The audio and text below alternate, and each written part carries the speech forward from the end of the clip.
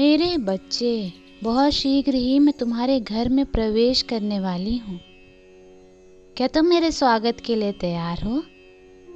मैं तुम्हारी निस्वार्थ भक्ति से, अपने पति प्रेम से और तुम्हारे कोमल हृदय से बहुत प्रसन्न हुई हूँ।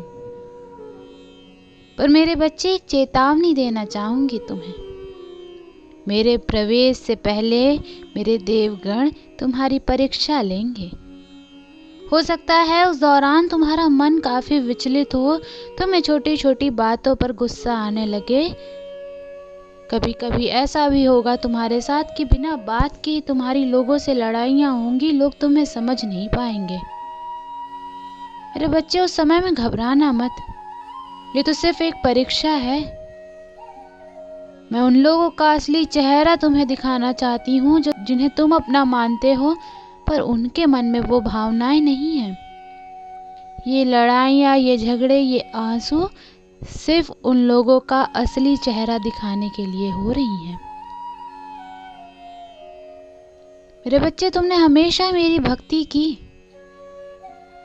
तो मेरी भी जिम्मेदारी है तुम्हारे परिवार की रक्षा करना। इसीलिए मैं तुम्हारे घर में प्रवेश करने वाली हूँ।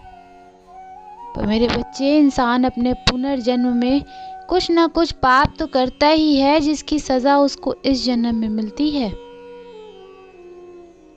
वो सारे दर्द जो तुम्हारे जीवन में एक पड़ाव पे आने वाले थे, हो सकता है वो तुम्हें अब एक ही बार मिले, क्योंकि मेरे बच्चे, मेरे आगमन के बाद तुम्हारे जीवन में दर्द नहीं होगा। परिवार का हर संकट हट जाएगा, तुम्हारे जीवन से सारे दुख चले जाएंगे। लेकिन उससे पहले ही तुम्हें वो सब कुछ भोगना पड़ेगा जो तुमने पिछले जन्म में किया था। तो तुम विचलित मत होना, तुम अपने मार्ग से मत भटकना। तुम ये समझ जाना कि तुम्हारी माता आ रही हैं, और शायद वो इससे पहले, तुम्हारे अच्छे दिनों से पहले, उन सभी लोगों को तुम्हारे जीवन से दूर ले जा रही हैं जो तुम्हारे बारे में बुरा सोचते हैं। ऐसा नहीं है कि क्रोध तुम्हें बिना बात की बातों पे आएगा। क्रोध तुम्हें वहां आएगा जहां गलत हो रहा होगा।